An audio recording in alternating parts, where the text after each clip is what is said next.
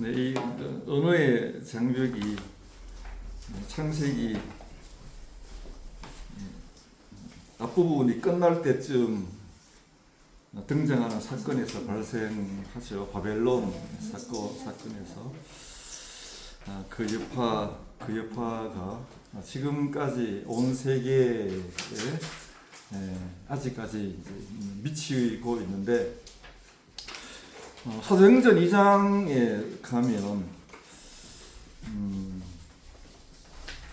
온 세계의 언어의 장벽이 허물어졌다고 선언합니다. 바벨론 탑을 쌓는 사건 때문에 발생했던 말 막힘, 언어의 장벽, 이것이 우리가 지금 느끼기로는 지금도 영어 쓰는 사람, 중국어 쓰는 사람, 한국어 쓰는 사람 사이에 막힘이 있어서 해소되지 않은 것처럼 보이는데, 성경에서는 그 장벽이 해소되었다고 해요. 그러니까 사도행전 2장에서 말들, 언어가 이제는 더 막히지 않게 되었다고 하는 설명이 나오는데, 어떻게 그러냐 하고 사도행전이 우리에게 알려주느냐 하면, 예수를 믿는 사람들에게는 하나의 말이 주어지는 방법으로 언어 장벽이 해소되었다고 합니다. 그러니까 하나님을, 예수를 통해서 알게 된 사람들에게는 모든 사람들, 모든 민족들, 모든 나라들, 모든 언어들 사이에 장벽이 사라지고 하나의 말이 제공되었다고 하는 것이 사도행전이 말하는 방법입니다.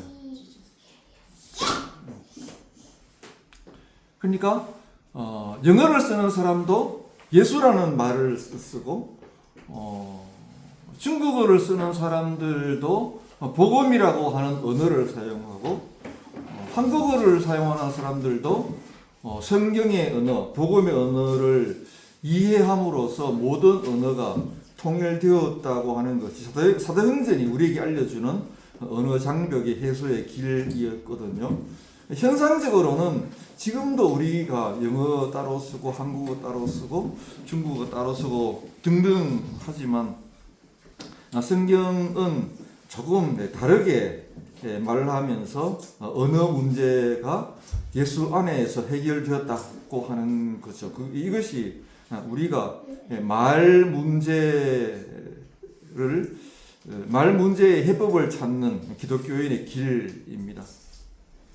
자, 오늘은 지난 두 번에 이어서 세 번째 구원에 관한 이야기를 할 건데, 구원에 관한 여러 가지 이야기를 했지만 오늘은 구원의 실제적인 면모를 이야기하려고 합니다. 구원이 있느냐 없느냐 하는 그 실제 이야기가 아니고, 실제 구원의 모습, 구원의 실상, 이런 이야기를 하려고 하는 거죠. 구원이 있느냐 없느냐 하는 문제에 있어서는 기독교에서는 구원이라고 하는 그 사실 자체, 구원이라고 하는 그 사건, 그게 실제로 있었냐 없었냐 하는 것은 증명하려고 애쓰지 않습니다. 구원이 있다고 하는 사실은 기독교의 기본적인 전제 중에 하나입니다. 마치 하나님이 계시다는 것을 기독교가 증명하려고 애쓰지 않는 것처럼, 구원이라고 하는 그런 사건, 구원이 실제로 있냐 없냐 하는 것에 대해서는 기독교가 또는 성경이 애써 증명하려고 하지는 않는다는 거죠. 물론 그런 신학 분과가 이제 없지는 않은데, 변증학이라고 하는 분과가 있기는 하지만, 근본적으로는 기독교가 어떤 전제가 되는 것들을 증명하려고 애쓰지는 않습니다.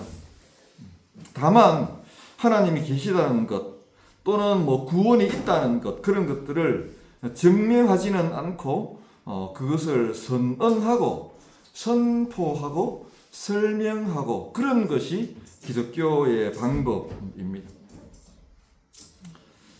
그러니까 구원을 설명한다는 것은 기독교에 구원이 진짜 있는가 하는 것을 한다는 뜻은 아니고 그 있다는 것은 전제로 하고 구원의 필요성, 누가 구원하는가 하는 주체의 문제, 누가 그 구원을 담당하느냐 하는 수행 담당자의 문제, 구원의 범위, 대상, 그리고 실제적인 실예들, 그리고 구원의 완성의 모습, 그리고 기독교에 나오는 중요한 여러 개념들이 있는데 그런 개념들과 구원 사이의 관계 이런 것들을 설명하는 거죠. 그러니까 그 구원의 설명 중에서 마지막에 이제 언급하려고 하는 구원의 구약적인 실제성, 구원의 신약적인 신뢰와 실제성 이런 것들을 오늘 이야기해 보려고 합니다. 앞에 굵은 글씨로 적어 놓은 여러 가지 다른 주제들은 지난 두 번에 걸쳐서 세밀하게는 아니지만 우리가 다루어 본 내용들이고요.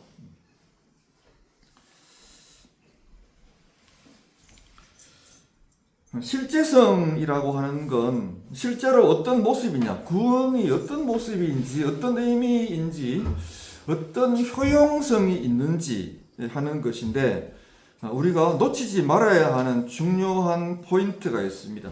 누구에게 구원이 효용적인가, 누구에게 구원이 의미 있는가 하는 건데 보통은 구원을 생각하면 나의 구원을 생각하는 것처럼 구원의 효용성, 구원의 의미, 구원의 유익 이런 것들이 내게 어떤 구원인가 하는 쪽으로 생각을 하게 되죠. 다시 말해서 구원이라고 하는 게 내게 무슨 좋은 걸 제공하는 건지, 그 구원이 나의 건강과는 어떤 관계가 있는 건지, 구원이란 내 삶의 유복함을 가져오는 건지, 혹시 교회에서 자주 듣는 구원이란 내세 또는 영생을 보장하는 건지, 아니면 구원이란 내 삶의 차후에 저 너머의 삶, 내세의 복락 그런 것을 구원이라고 말하는 건지. 그런데 그렇지 않고 성경이 말하는 구원이란 온 세상의 구원 또는 인류의 구원 그리고 이스라엘의 구원, 교회의 구원입니다. 지난 두 번에 걸쳐서 말씀드릴 때에도 이 부분을 꽤 강조해서 말씀을 드렸죠. 구원은 어디로 오는가? 누구에게 오는가 하면 온 세상에 옵니다. 구원은 어디에 오는가 하면 온 인류에게 옵니다. 구원은 어디에 오는가 하면 이스라엘과 교회에 도착합니다.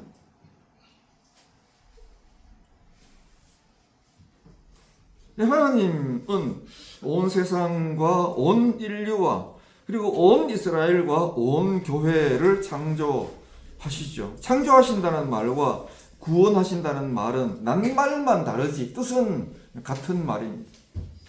하나님은 창조를 그렇게 하신 것처럼 구원 역시 온 세계를 구원하시고 인류를 구원하시고 이스라엘을 구원하시고 교회를 구원하십니다.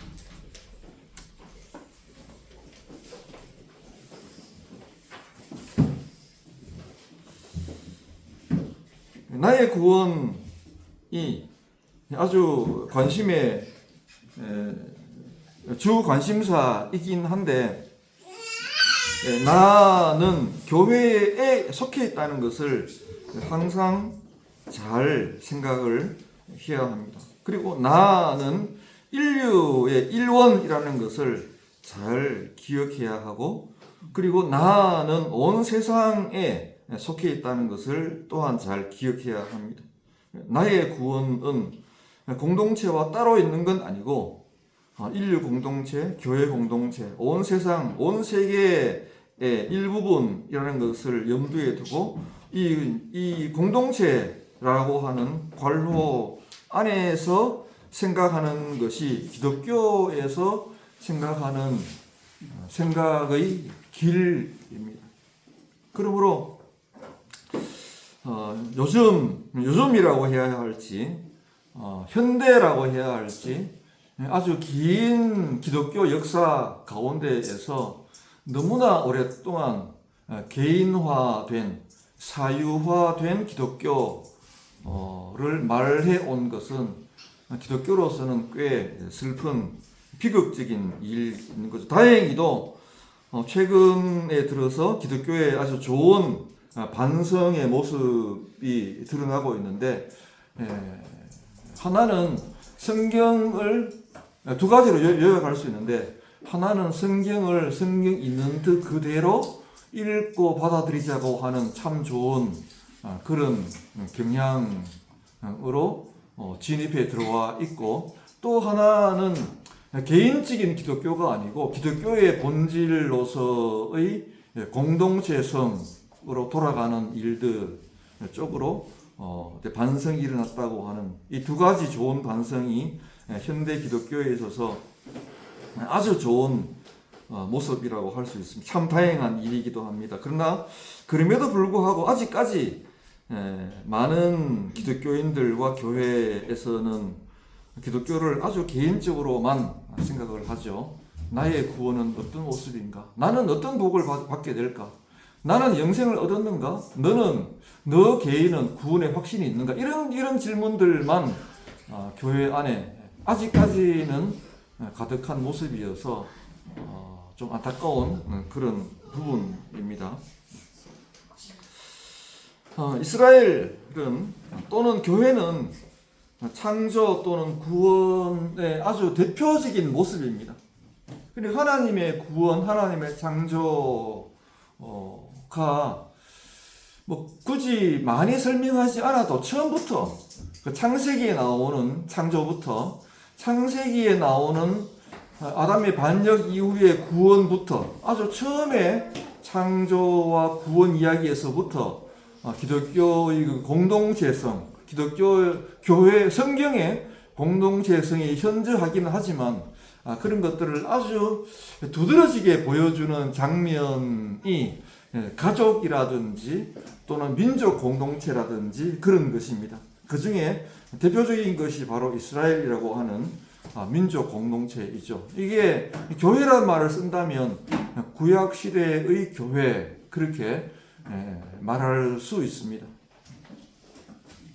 그러니까 이스라엘 또는 교회는 창조 또는 구원의 아주 두드러진 대표적인 모습입니다.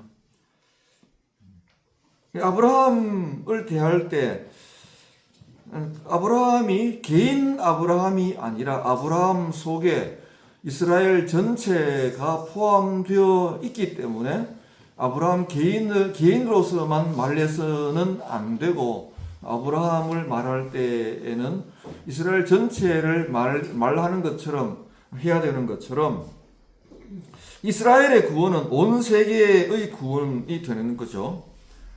그러니까 이스라엘은 단순하게 온 세계와 동떨어져 있는 어떤 하나의 독립적인 공동체가 아니고 온 인류, 온 세계의 구원을 어깨에 지고 있는 구원의 사역자, 구원의 대표 또는 온 세계 모든 민족의 맏형과 같은 그런 지위, 포지션을 갖고 있습니다. 이것을 조금 다르게 설명해 보면 아버지 하나님이 아들 하나님을 구원하셨을 때 예수님의 다시 사신 것은 아버지 하나님이 아들 하나님을 구원하신 것이거든요. 죽음에서. 그렇게 하셨을 때 그 아들 하나님의 구원이, 아들이 받은 구원이 교회의 구원이 되었죠. 왜냐하면 이 아들 하나님이 온 교회의 머리이시니까. 그 또한 아버지 하나님이 아들 하나님을 구원했을 때, 예수님이 살아나셨을 때, 부활하셨을 때, 그것은 또한 동시에 교회의 구원이 되었죠. 이스라엘의 구원이 모든 이방의 구원이 된 것처럼 교회의 구원도 교회만의 구원 아니고 온 세상의 구원을 함께 어깨에 짊어진 그런 교회의 구원입니다. 그러니까 교회는 이스라엘이 옛날에 온 이방의 구원을 위해서 봉사하는 자리에 있었던 것처럼 교회 역시 온 인류를 위해서 봉사하는 종노릇하는 자리에 있는 거죠. 그래서 구원의 실제성을 생각해야 한다면 구원된 이스라엘의 모습, 그 의미, 구원된 교회의 의미를 잘 생각을 하면 거기에서 구원의 실제성을 발견할 수 있습니다. 조금 같은 말이지만 다르게 설명해 보면, 구약의 구원을 이스라엘과 관련해서 생각할 때 구원이 완성되는 여러 지점들이 있죠.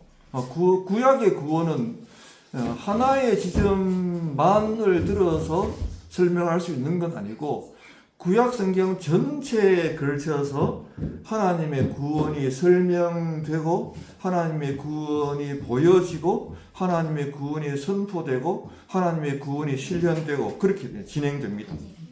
근데 구약 전체에 하나님의 구원 전체에서 하나님의 구원을 발견할 수 있다는 뜻이거든요. 그렇기 때문에 이를테면 아브라함이 우르를 떠났을 때 그 사건, 그 지점이 하나님의 구원 사건의 현장입니다. 아브라함이 마침내 가나안에 도착했을 때 그 사건, 그 경과, 그 도착, 그것이 하나님의 구원의 모습입니다. 그리고 죽은 것처럼 되어 있던 늙은 아브라함이 이삭을 낳는 사건, 이것이 하나님의 구원의 현저한 모습입니다. 그래서 이어서 야곱은 이스라엘이라고 하는 큰 가족 공동체를 이루고, 그리고 그 이스라엘은 애국을 떠나고 아주 중요한 구원 사건이죠. 또 그 이스라엘이 반역했던 이스라엘이 바빌론으로 잡혀갔다가 바빌론으로부터 돌아오는 사건, 이 사건들도 역시 구원의 대표적인 사건이죠. 그러니까 그 모든 지점들이, 그 모든 사건에서 일어난 모든 모습들이 구원의 실제적인 모습입니다. 누가 구원의 혜택을 실제로 입었나 하면 이스라엘이라고 하는 공동체, 교회입니다. 그 구원의 담당자는 누구인가? 그 구약에 나오는 여러 그리스도들, 모세, 여호수아, 다윗, 솔로몬, 그 모든 선지자들, 모든 왕들, 모든 제사장들, 이 사람들이 다 구약의 구원을 담당했던 구약의 그리스도들이죠. 이 그리스도들이, 구약의 그 담당자들이 구약의 구원의 실체이고 실제입니다. 그러니까 구약 시대에서 어떤 민족이 모세를 만났다면 구약 시대에서 구약에 나오는 구원을 만난 거죠.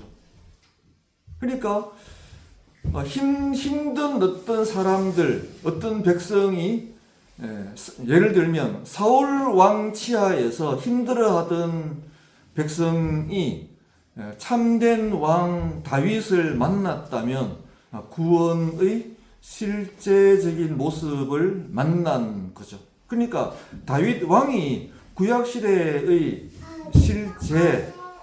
실제이라는 뜻입니다. 그리고 또한 그런 담당자들이 구원의 실체이면서 실제인 동시에 그렇게 구원받은 이스라엘과 그 이스라엘의 승리의 역사들 전체가 구원의 실제적인 모습들인 거죠. 각 개인의 구원은 일단 구약 성경 전체를 들여다보면 각 개인의 구원에 관해서는 구약 성경 전체가 별로 말하지 않습니다. 신약도 사실은 마찬가지이고요.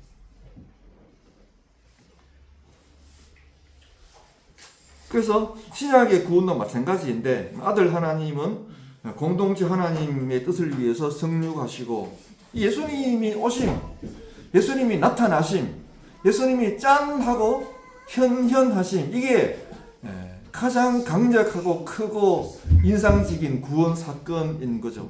구원의 실제적인 모습이 내게 어떻게 다가오나 이런 것들에 대해서 성경이 그렇게 말하려고 하지 않는다고요. 신약 성경은 신약 성경 첫머리에서 복음서를 4권이나 할당해서 예수님이 오신 모습을 우리에게 보여줘요. 예수님을 보라는 거죠. 예수님을 보면 구원을 본 겁니다. 예수님을 만나면 아버지를 만나는 거죠. 구원의 실제적인 모습이 어떤지를 궁금하다면 예수님을 보면 되는 거죠. 왜냐하면 예수님이 구원의 실체이면서 구원의 실제적인 모습이시니까.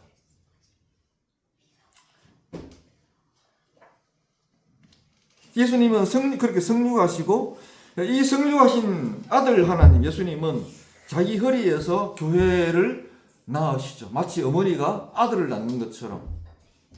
실제로 요한계시록 12장에서는 교회를 어머니가 여자가 낳는 아들을 교회라고 우리들에게 친절하게 잘 설명해 보여주기도 합니다. 예수님께서 교회를 이렇게 낳으신 것, 피 흘려 출산하여서 교회를 낳으신 것을 이것이 바로 교회의 구원 사건인 거죠. 이 일의 담당자이신 예수, 이분이 주 예수 그리스도이신데 이 예수라고 하는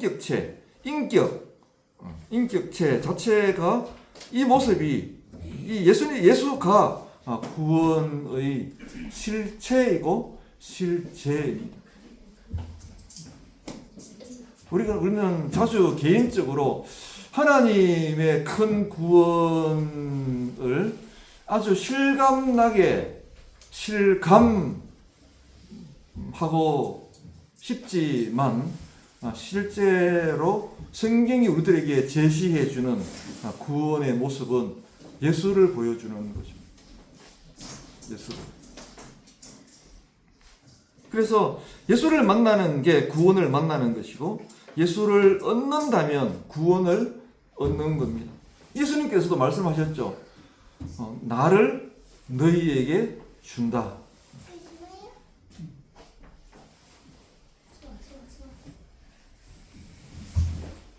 또한 교회 그렇게 태어난 아들 교회가 정결하고 교회가 믿음 안에 있고 그리고 교회가 끝끝내 참아내고 교회가 이웃과 인류와 온 세상 남입니다. 나 아닌 남. 자기를 위함이 아니라 남을 위함. 예수님께서 완전 남이었던 우리들을 위해서 이 땅에 오셨던 것처럼 오셔서 자기 몸을 비어서 우리에게 완전 타인이었던 우리에게 주셨던 것처럼 교회도 이웃과 인류와 온 세상에게 우리들 교회를 넘겨주는 일을 해야 하는 거죠. 그렇게 종노릇해야 하는 것이 교회의 임무입니다. 이런 모든 일들, 교회의 정결과 성결과 거룩과 신실함과 인내와 섬김과 종노릇과 이런 것들이 교회의 일이면서 동시에 구원된 교회가 실제로 살아가야 할 실제 모습인 거죠. 구원을 생각하면서 내 구원, 생각하고 교회의 구원 조금 다르게, 같은 말인데 다르게 생각하면 자기 구원을 생각하면서 타자의 구원, 이웃의 구원, 내 옆사람의 구원을 생각하지 않는 반공동체적인 구원 아이디어는 기독교의 구원 아이디어가 아닙니다. 요약하면 구원의 실제, 구원의 본 모습, 구원의 실상이란 구약에서는 이스라엘의 믿음, 이스라엘의 정결, 이스라엘의 인내 그런 것들이었고 그런 것들이 이스라엘에 꾸준히 남아있는 것, 그런 것들을 계속 지켜내는 것, 지켜내면서 이스라엘이 역사를 걸어가는 것, 이런 것들이 구약시대의 구원의 본 모습인 거죠. 신약의 구원도 마찬가지입니다. 교회가 혹시 아름답다면 지역교회를 말하는, 지역교회도 마땅히 그래야 하지만 지역교회만을 말하는 건 아니고요.